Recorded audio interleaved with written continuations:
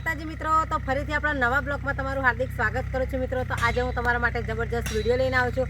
માત્ર 5 જ દિવસમાં તમારા ધાણા ઉગીને તૈયાર થઈ જાય એવી સ્ટીક લઈને આવી છું। મારી સાથે તમે વિડીયોમાં બનાવી રહ્યો। વિડીયો કયા ગામથી જોવો છો, વિડીયો પૂરેપૂરો જોજો તો તમને ખબર પડશે કે આપણે 5 જ દિવસમાં ધાણા કેવી રીતે ઉગાડા। તમે દુકાનેથી ધાણા લાવો છો 10 કે 5 રૂપિયાના ધાણા તમને 2 કે 3 પોખડી આપો, પણ આજે આપણે ઘેર ધાણા ઉગાડવાના છે। તો તમે 5 જ દિવસમાં જો ધાણા ઉગાડો તો આપણે એવી માટી લેવાની છે કે તમે ખેતરની પણ માટી લઈ શકો છો, પણ ખેતરમાં ઘણી બધી દવાઓ નાખે છે, ગોળીઓ નાખે છે, એટલે એની અંદર સૂક્ષ્મ કીટાણુ ના હોય એટલે આપણો છોડનો વિકાસ નથી થતો। પણ આપણે અહીંયા રાફડાની માટી લેવાની છે કે આ જગ્યાએ કોઈ દવા નથી છોડતું કે કોઈ ગોળીઓ નથી નાખતું, એટલે આની અંદર સૂક્ષ્મ જીવાણુ વધારે હોય એટલે આ માટી સજીવ ગણાય છે। એટલે આપણે આજે રાફડાની માટી લઈ લેવાની છે અને તમારે ધ્યાન રાખવાનું કે એની અંદર કંઈ જીવ જનાવર ના હોય એ રીતે તમારે ધ્યાન રાખીને આપણે રાફડાની માટી તો આપણે અહીંયા રાફડાની માટી લઈ લઈશું, પણ એની અંદર કશું હોય ના નહીં, તમારે ધ્યાન રાખવાનું છે। અહીંયા આપણે માટી લઈ લેવાની છે। આપણે આટલી માટી લઈ લીધી છે રાફડાની। આટલી માટી તો આપણે બહુ નાના ઘરે જઈને આપણે નાના નાના ટુકડામાં એને કમ્પ્લીટ ભાગી નાખવાની છે। તો અહીંયા આપણે રાફડાની માટી લઈ લીધી છે। તો હવે આગળ જઈને તો મિત્રો આપણે અહીંયા ગાયનું છાણ લઈ લીધું છે। જોઈ લો, આવું તમારે ગાયનું દેશી ગાયનું છાણ તમારે લેવાનું છે અને ઓને ભાગી નાખવાનું બરાબર। અને ઓની અંદર નાઇટ્રો ઓક્સિજન હોય એટલે આપણા છોડને ઉગવામાં એકદમ મદદ કરે છે, એના મૂળને પણ મજબૂત બનાવે છે। અને આપણે આ લઈ લીધી છે રાફડાની માટી। તમે ગમે ત્યાં તમને આ રાફડાની માટી પારા પર મળે છે, જંગલમાં મળી જાય, પણ લાવતી વખતે તમારે ધ્યાન રાખવાનું કે આની અંદર જીવજંતુ ના હોય, તમારે ધ્યાનથી લાવવાની છે। તો અહીંયા આપણે જે ગાયનું ગોબર લીધું છે એને આપણે બરાબર ભાગી નાખીશું।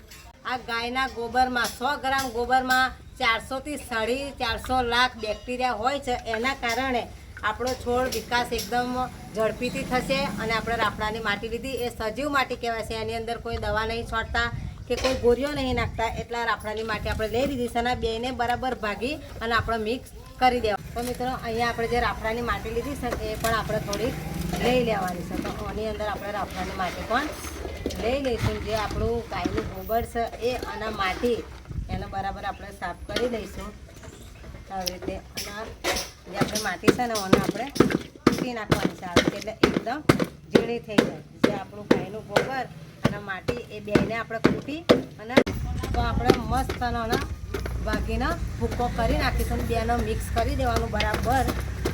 આપણે જે મસ્ત સ્વામી ખાતર ગાયનું ગોબર લીધું હતું એ અને આપણે જે રાફડાની માટી છે એ બેને મસ્ત ભાગીને કૂટી નાખીશું।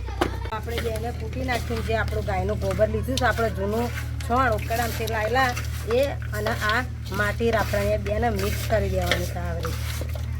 તો મિત્ર અહીંયા આપણે દેશી ગાયનું ગોબર લઈ લીધું અને જે રાફડાની માટી છે, જે દેશી ગાયના ગોબરમાં છે ને લાખો બેક્ટેરિયા હોય, એના કારણે આપણે જે તમે કોઈ પણ શાકભાજીનો છોડ ઉગાવો તો એની અંદર મદદ બને છે અને ઝડપીથી તમારું શાકભાજીનો છોડ તૈયાર થઈ જાય છે। તો આપણે આજે 5 દિવસની અંદર ધોણા ઉગાડવાના છે। તમે બજારમાંથી લાવતા હોય તો એ ધોણા એની મેં દવા નાખતા હોય, ગોળીઓ નાખતા હોય, પણ આજે આપણે ઘરે જ એકદમ સરળ રીતે ધોણા ઉગાડવાના છે। તો મારી સાથે તમે વિડીયોમાં બન્યા રહો, વિડીયો તમે સ્ટેપ બાય સ્ટેપ જુઓ તો તમને ખબર પડશે કે આજે આપણે 5 દિવસમાં ધોણા કેવી રીતે ઉગાડવાના।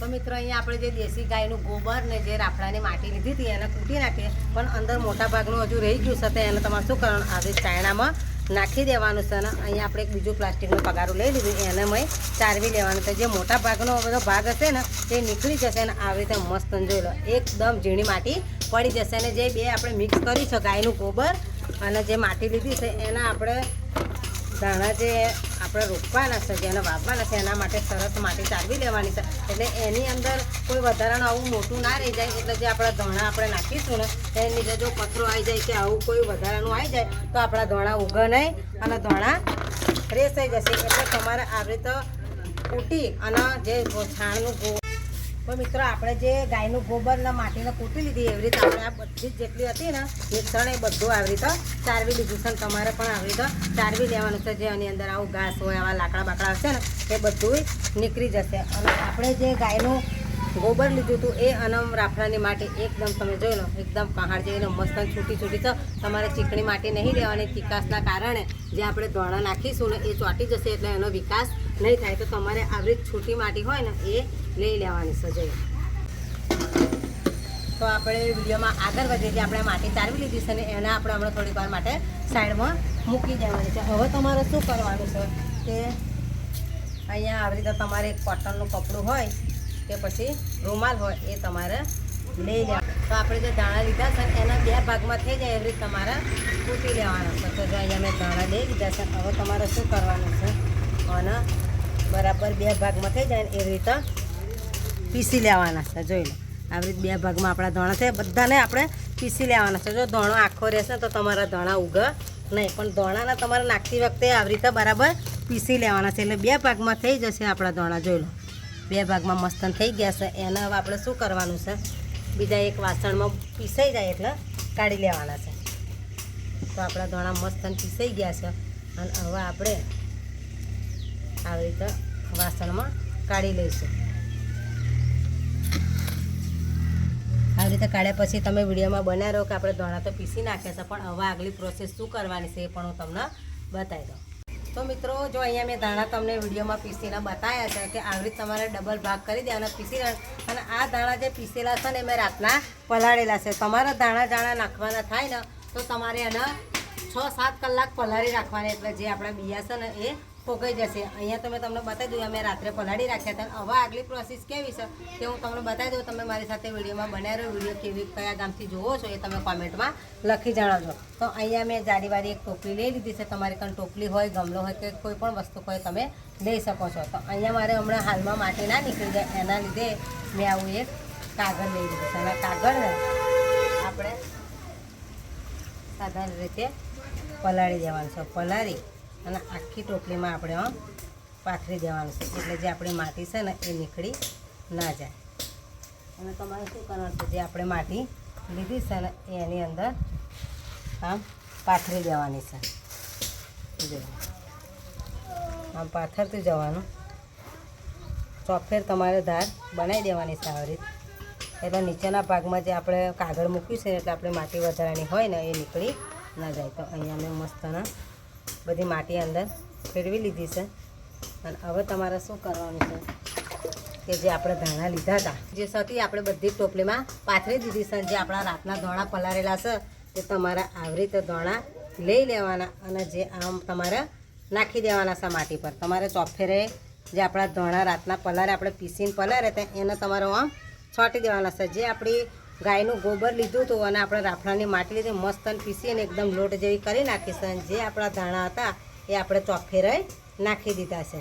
અને તમારે આની કણ શું કરવાનું છે કે તમે ધાણા તો નાખ્યા છે અને આપણી માટી પણ અત્યારે વરસાદ પડે એટલે થોડી લીલા જેવી જ હતી, એટલે તમારે આને ડોલથી કે તમારા કોઈ ડબલાથી તાત્કાલિક પાણી નાખવાનું નથી. તો હું તમને બતાવી દઉં કે આપણે બધા ધાણા અંદર નાખી દીધા છે. તમે જોઈ લો કે આપણે ટોપલીની અંદર ચોફેરે ધાણા નાખી દઈએ. હવે તમારે શું કરવાનું છે તમારી કને સ્પ્રે હોય કે ના હોય તો આવી બોટલ લઈ લેવાની અને તમારે અહીંયા કોણું પાડી દેવાનું. તમારે રાગે જે આપણે ધાણા નાખ્યા છે એની અંદર આવી રીતે પાણી છોટી દેવાનું છે.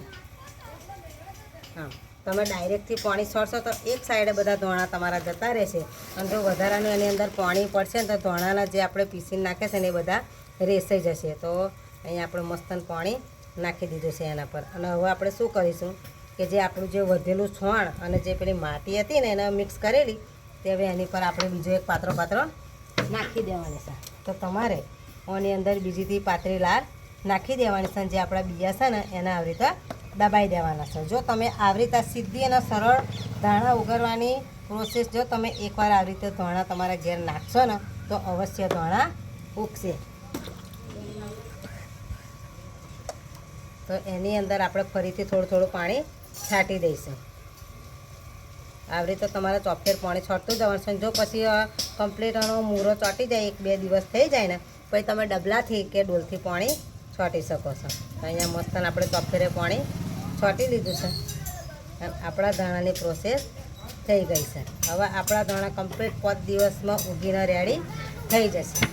તો આપણે જે ટોપલીમાં ધાણા વાવી દીધા છે એને તમારે એવી જગ્યાએ મૂકવાની કે અત્યારે તો થોડોક તાપ પડે ને એટલે ફાટો પડશે ને એટલે ફૂંકાઈ જશે, પણ તમારે સોયાવાળી જગ્યાએ થોડીક વાર મૂકી દેવાના છે. તમારે 5-10 મિનિટ તેના તાપે મૂકવાના છે. તો આપણે જરીક વાર માટે તાપે મૂકીશું. પછી આપણે એક જગ્યાએ એના છોંયે લઈ લેવાના તો આપણે અહીંયા થોડીક વાર માટે તાપે મૂકી દેવા. તમારે વધારે તાપ એને નહીં લગાવવાનો કે 5 કે 10 મિનિટ તાપે રાખવાના, પછી આપણે છોંયે એને મૂકી દેવાના છે. તમારે 2-3 દિવસ થાય ને પછી તમે એને પૂરતું પાણી આપી શકો છો. અત્યારે આપણે જે ધાણા નાખ્યા છે એ દબાઈ જાય એટલું જ પાણી આપીશું. ધાણા ફૂટે એટલે તમારે એને પાણી આપવાનું છે.